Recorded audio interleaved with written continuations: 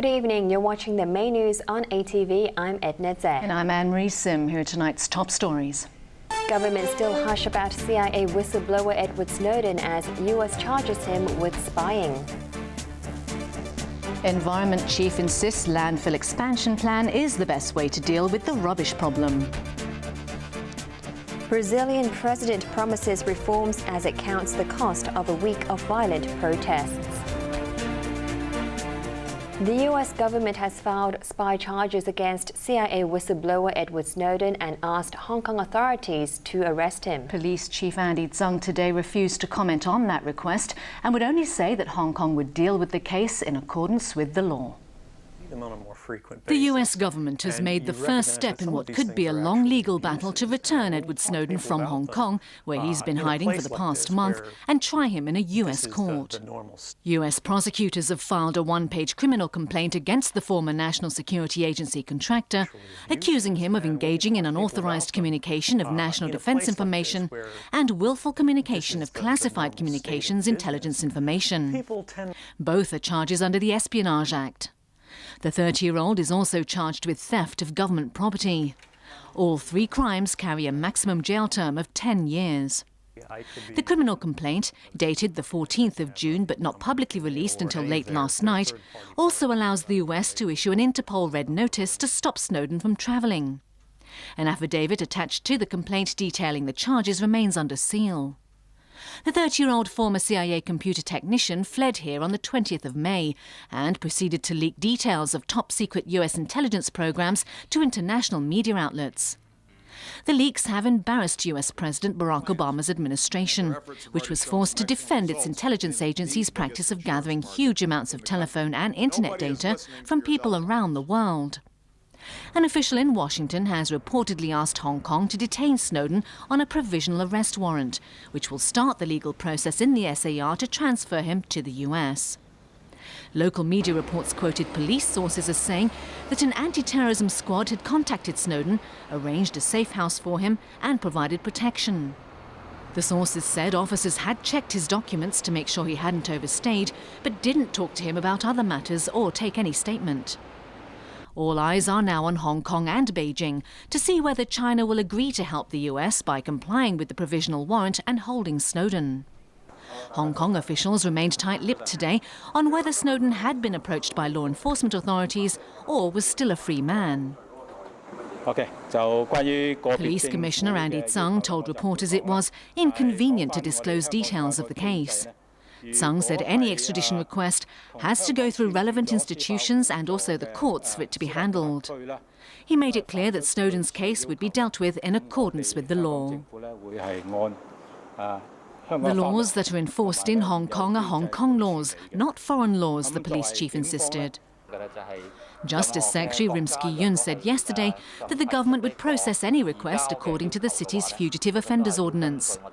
We won't allow any way of handling that is unlawful or unfair, Yun said.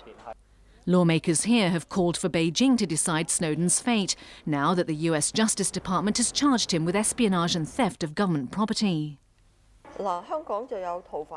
Beijing loyalist lawmaker and former security chief Regina Ip said if the SAR government receives an extradition request from Washington, it still has to confer with Beijing.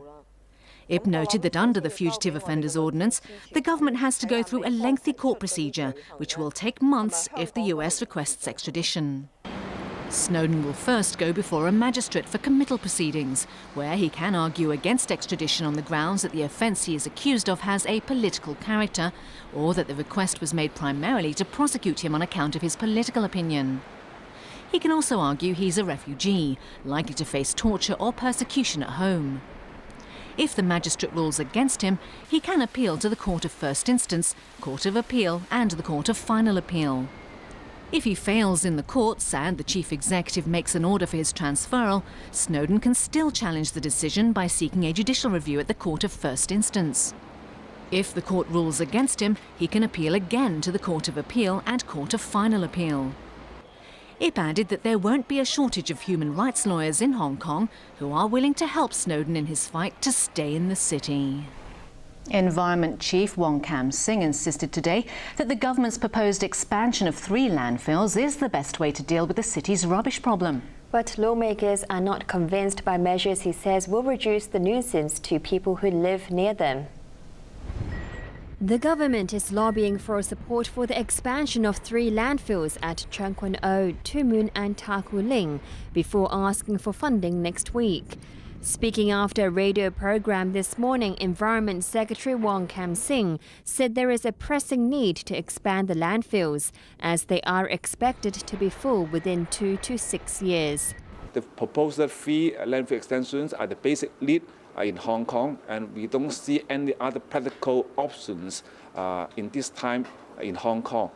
So the best response from the government is to reduce those environmental nuisance and also in particular to address the smell concern. Wong has promised that specific concessions to improve the situation at the Cheung Kwan O landfills will be rolled out if the administration gets the go-ahead. They include reducing the number of garbage trucks going to the landfills by half, only allowing construction waste there, covering trucks to try to reduce the odor, and closing the sites on Sundays and public holidays. Residents have long opposed plans to expand the landfills. Wong hopes to get the nod from the public and approval from lawmakers, as the plan will be tabled in LegCo's Public Works Subcommittee for funds next Wednesday. Federation of Trade Unions lawmaker Alice Mack is not convinced and accused the government for putting on a show by offering concessions the public already deserve. This is not good enough. In fact, we can see that these measures are the necessity. It is not any add-on measures. We need to see some constructive and more constructive and committed measures, like how to improve the infrastructure of the districts. And also we have already urged the government to set up some kind of funds to develop the environmental protection industry or the recycling industry. However, the government has not addressed to our request even now. Mack said her party will not support the government's proposal if it fails to address its concerns. The new head of the Urban Renewal Authority has dismissed criticism that its buildings are flashy without substance and too expensive. Victor Tse also insisted his role will not be affected due to his close ties with property developers. Victor Tse, a supporter of Chief Executive Leung Chun-ying, replaced Barry Jeong as Urban Renewal Authority chairman and has been in the job for only a week. The URA has come under fire for constructing tiny and impractical luxury flats and selling them at sky-high prices. Its Queen's Cube project in Wan Chai included 400 square-foot units that were being sold for nearly $6 million. That raised eyebrows and received one of the worst responses for a URA development in recent years. But Tse, a qualified surveyor, told ATV that the authority's pricing strategy was dictated by the market. We cannot say that it is too high or too low. It is a market price. Of course, different districts would have different market prices.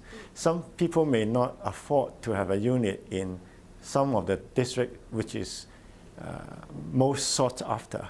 But there could be other districts that is less sought after and then may be affordable to them. So I always say it is dictated by the market. Tse replaced Barry Jeong, another close aide of the chief executive, who is embroiled in investigations over his failed Hong Kong Mercantile Exchange. Tse also dismissed public worries that his close ties with developers might result in a conflict of interest. The former head of Link REIT has also worked at the MTR, Sun Hung Kai Properties and Kerry Properties. I think it's an overblown issue, you see. I worked for Sun Hung Kai for less than 2 years and mainly deal with the projects in China. Likewise, when I was with Kerry Property, I also deal with the developments in China. Tse maintained that the authority had stringent rules for selecting its redevelopment partners, and the chairman was not involved in making the decision. He has said his experience with developers could actually come in useful. The URA's projects in the next 5 years are estimated to need a record $26 billion, due partly to higher acquisition costs. Turning overseas, Brazil's president says she'll do what it takes to maintain order in the country after days of violent protests. Officials have slammed looting and vandalism that took place during the protests. Arthur Urquiola reports. After 2 weeks of protests that have swelled to more than 1 million demonstrators in over 100 cities, Brazilian President Dilma Rousseff appealed to the people in a televised address. She called on them to focus their energy on making improvements to the country, warning that progress could be derailed by violence. Rousseff insisted she would reach out to the protesters, but said she would do whatever necessary to maintain order. The protests began after bus and subway fares were increased, but grew into a show of anger against substandard public services, corruption, and out-of-control government spending. The fare increases were canceled this week, but Brazilians are still angry at the money being spent to host the Confederations Cup, next year's World Cup, and the 2016 Olympics. But the president insisted that the money being spent on stadiums is coming from companies and responsible governments. She added she would never allow public money to be used for the events. The president promised reforms such as a transportation overhaul and using oil profits to improve public schools. The address was watched all over the country. This woman said if there's money to build stadiums, there's money for better healthcare and education. This morning, several public facilities in Rio showed signs of damage after a massive demonstration that attracted more than 300,000 people. The protests left 40 injured after clashes with police. Banks, shops, and newsstands were also damaged. This newsagent said protesters tried to smash and steal from his stand, but security from a nearby business helped fend them off. Other residents condemned the act, saying the protest should not be an excuse for vandalism and looting. Officials slammed the violence and vandalism, which also spread into office buildings. Rio Mayor Eduardo Paes said vandalism wouldn't be accepted by the Brazilian people. The MPL, the Public Transport Concern Group which initiated the demonstrations in Sao Paulo, says it will not organize any more protests since its demand was met when the fare hike was scrapped. Arthur Urquiola, ATV News.